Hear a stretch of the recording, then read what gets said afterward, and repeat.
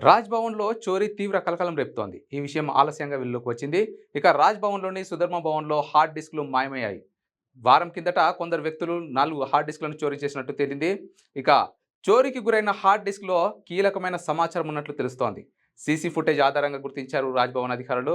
ఇక ఏ మాత్రం ఆలస్యం చేయకుండా పోలీసులకు ఫిర్యాదు చేశారు రాజ్‌భవన్ అధికారులు. చోరీ చేసిన వ్యక్తి హెల్మెట్ ధరించినట్లుగా సమాచారం. గవర్నర్ నివాసం అంటే ఆషామాషీ కాదు. అత్యంత కట్టుదిట్టమైన భద్రత, నిత్యం పోలీసులు అధికారులతో బిజీగా ఉంటుంది. చీమ చిటుక్కుమన్నా క్షణాల్లో ఇట్టే తెలిసిపోతుంది. నిరంతరం బలగాలు పహారా, ఆపై సీసీ కెమెరాలతో నిఘా ఉంటుంది. అలాంటి తెలంగాణ రాజ్భవన్‌లో దొంగతనం జరిగిన విషయం కలకలం రేపుతోంది. రాజ్‌భవన్‌లోకి చోరీకి వచ్చిన వ్యక్తి తిరిగి ఎలా వెళ్ళగలిగాడనేది ఆసక్తికరంగా మారింది. ఒకవేళ ఏ టెక్నీషియన్ అయినా వచ్చినా ముఖానికి హెల్మెట్ పెట్టుకొని కంప్యూటర్ రూమ్‌లోకి ఎలా చొరబడ్డాడు అన్నది ఇప్పుడు ఆసక్తికరంగా మారింది. చోరీ వెనుక ఇంటి దొంగ ఏమైనా ఉందా? లేక వేరే వారి పాత్ర ఉందా అనే దానిపై పోలీసులు విచారణ చేస్తున్నారు.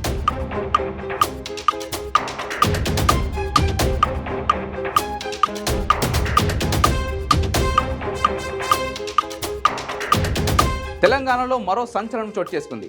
రాజ్‌భవన్‌లో దొంగలు పడ్డారు. నిత్యం హై సెక్యూరిటీతో ఉండే రాజ్‌భవన్‌లో ఓ ఆగంతకుడు చేతి వాటం ప్రదర్శించాడు. మే 14న ఓ వ్యక్తి రాజ్‌భవన్ వచ్చాడు. హెల్మెట్ ధరించి 4 హార్డ్ డిస్క్‌లను చోరీ చేశాడు. సుధర్మ భవన్‌లో 4 హార్డ్ డిస్క్‌లు మాయమైనట్లు రాజ్‌భవన్ సిబ్బంది గుర్తించారు. సీసీటీవీ ఫుటేజ్‌లో ఆగంతకుడు హార్డ్ డిస్క్‌లు తీసుకెళ్లినట్లు కనిపించింది. వెంటనే కంప్యూటర్ రూమ్‌కి వెళ్లి చెక్ చేశాడు. మే 20న అంటే మంగళవారం ఉదయం పోలీసులకు ఫిర్యాదు చేశారు రాజ్‌భవన్ అధికారులు. రంగంలో దిగిన పోలీసులు మొత్తం సీసీటీవీ ఫుటేజ్‌లను పరిశీలిస్తున్నారు. మొదటి అంతస్తులో ఉన్న రూమ్ నుంచి ఆ హార్డ్ డిస్క్‌లను ఎత్తుకెళ్లినట్లు గుర్తించారు. హార్డ్ డిస్క్‌లో రాజ్‌భవన్ వ్యవహారాలు, కీలకమైన రిపోర్టులు, ఫైల్స్ ఉన్నట్లు అంతర్గత సమాచారం. 14న కంప్యూటర్ రూమ్‌లోకి వెళ్ళింది ఎవరు అనే దానిపై పోలీసులు దృష్టి సారించారు. రాజ్‌భవన్‌లోనే కంప్యూటర్ హార్డ్‌వేర్ ఇంజినీర్‌గా పనిచేస్తున్న శ్రీనివాస్‌ని గుర్తించారు పోలీసులు. అతన్ని అదుపులోకి తీసుకుని విచారించగా నేరం అంగీకరించినట్లుగా తెలిసింది. అనంతరం శ్రీనివాస్‌ను అరెస్ట్ చేశారు. కోర్టులో హాజరుపరిచి రిమాండ్‌కు తరలించనున్నారు. ఈ హార్డ్ డిస్క్‌లలో ఏ విధమైన సమాచారం ఉందనే విషయంపై స్పష్టత రావాల్సి ఉంది. అసలేం జరిగింది?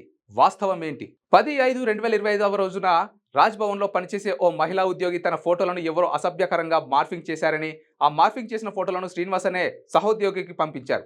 ఈ విషయం అదే శ్రీనివాస్ అనే సహోద్యోగి ద్వారానే తనకు తెలిసిందని ఫిర్యాదుపై కేసు నమోదు చేసి, ఆ మార్ఫింగ్ చేసింది ఆ కార్యాలయంలో పనిచేసే ఆమె యొక్క సహోద్యోగి శ్రీనివాస్ ఐటీ హార్డ్వేర్‌గా గుర్తించి తేదీ 12/5/2025 నాడు అరెస్ట్ చేసి రిమాండ్‌కు పంపించగా అతను బెయిల్ పైన బయటకొచ్చాడు. అయితే ఆ నేరంలో పాల్పడ్డ ఉద్యోగిని రాజ్‌భవన్ వారు చట్ట ప్రకారంగా సస్పెండ్ చేశారు. అట్టి ఉద్యోగి సస్పెన్షన్‌లో ఉండగా తను పనిచేసే రాజ్‌భవన్ కార్యాలయంలోకి వచ్చి తను ఉపయోగించే సిస్టమ్‌లో మార్ఫింగ్ ఫోటోలున్న హార్డ్ డిస్క్‌లను తీసుకొని వెళ్ళిపోయాడు. ఇక 14/5/2025 నాడు రాజ్‌భవన్ ఐటీ మేనేజర్ గారు ఇచ్చిన ఫిర్యాదుపై మరో కేసు నమోదు చేసి సస్పెన్షన్‌లో ఉన్న ఆ ఉద్యోగిని విచారించి అట్టి హార్డ్ డిస్క్‌లు రికవర్ చేసి అట్టి ఉద్యోగిని మరలా 15/5/2025 నాడు అరెస్ట్ చేసి రిమాండ్‌కు పంపించామని, ఇక బయటి వ్యక్తులు వచ్చి రాజ్‌భవన్‌లో దొంగతనం చేశారని, రాజ్‌భవన్‌కి సంబంధించిన కీలక విషయాలున్న డాక్యుమెంట్లు కూడా పోయాయని వస్తున్న వార్తలు అవాస్తవమంటూ పోలీసులు వివరణ ఇస్తున్నారు.